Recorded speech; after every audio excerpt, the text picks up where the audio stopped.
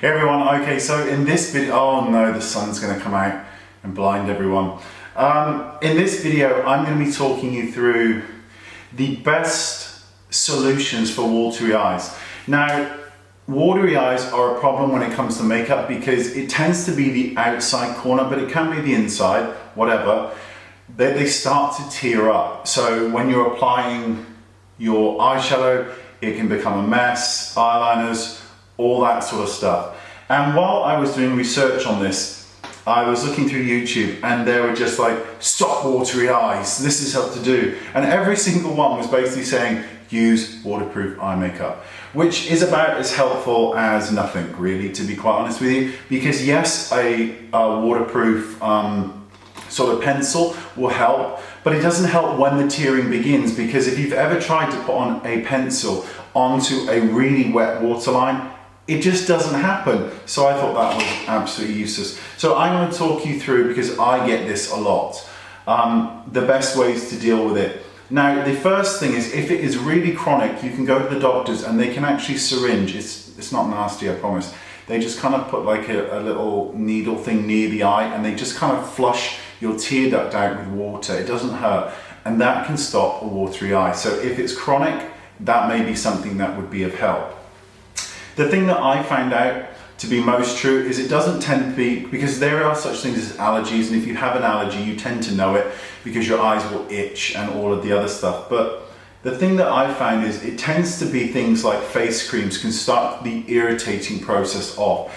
When you're applying your face cream or your primer and you're going too close to the lower lash line, particularly if it has fragrance, it can start the process of the eyes to start to become irritated. So removing fragrance from your skincare is a big plus, or finding one that doesn't irritate up to the lash line. Use a benign cream underneath the eye area, something that has zero fragrance. Eye creams are often very good because they do tend to have very little fragrance in them, so going right the way up can be a real benefit. So you apply your primer all over, but leave this area free, then apply a benign cream with a clean hand that you haven't just used with the primer or your moisturiser. Second of all, consider switching from a liquid foundation into a more serum-based foundation. Serum-based foundations would be like Giorgio Armani and Kevyn Aucoin Sensual Skin Fluid, because those are serum-based. They are very, very, oh, this is bright. That's even brighter. That's a bit better, because they are less emollient. They have less ingredients, and they won't kind of. A lot of the time, I think that it's the moisturising primer and the foundation that causes these problems, because the very liquidy ones, as they go up too close to the lower lash line, again, they can start to irritate. The eye starts to water, and your makeup gets destroyed. So try and change to a serum-based one if you can. If not, consider a mineral-based foundation if you can. And of course, cream-based foundations are really, really wonderful. Also, look for foundations that tend to not have too many irritating ingredients. A really good one, Ellis Fast is a good example. That just doesn't seem to irritate anybody ever when I apply it to them, but it's a very expensive foundation. Revlon Color Stay seems to be another one as well that doesn't seem to irritate. Also, the more emollient the foundation, the more problems it can cause underneath the eye. Another thing is, when you're using concealers, be very, very careful. A lot of the time, what we try and do is conceal right the way up to the lash line when we don't need to. Applying a concealer underneath the eye, sort of in this area here, and patting with your finger and letting the product become a bit dry as you get closer up can make a big difference.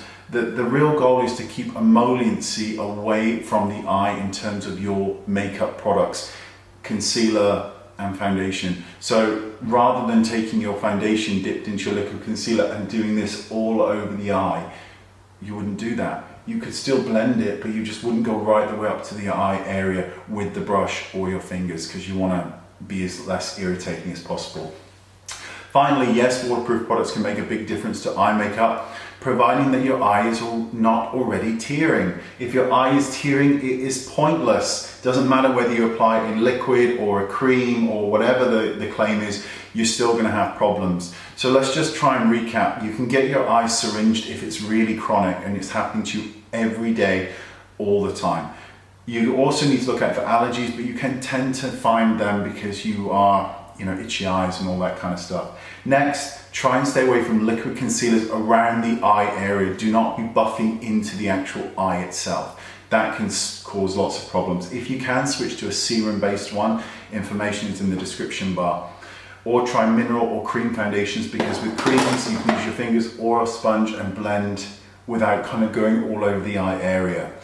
Yes, use waterproof makeup if and when you want to, but not if your eye is tearing. By following the tips of not using an irritating primer around the eye area can really make a massive, massive difference. Because I truly believe that irritating moisturiser and primer up to the eye area is the real cause of teary eyes, because they contain such strong chemicals and fragrances that they can irritate that eye area really easily, which is why I always put an eye cream on, or a really benign product that has nothing in it, no scent, nothing, just on this area. So I might use this hand to rub in the moisturiser, leaving this area clear, and then I would go in with a separate hand to just smooth in an under eye cream or a benign cream just around the eye area. But I promise you, try these tips because they can make a big difference to the watery eye syndrome. Okay, that's it. Thanks so much for watching, and I will see you all soon. Bye bye.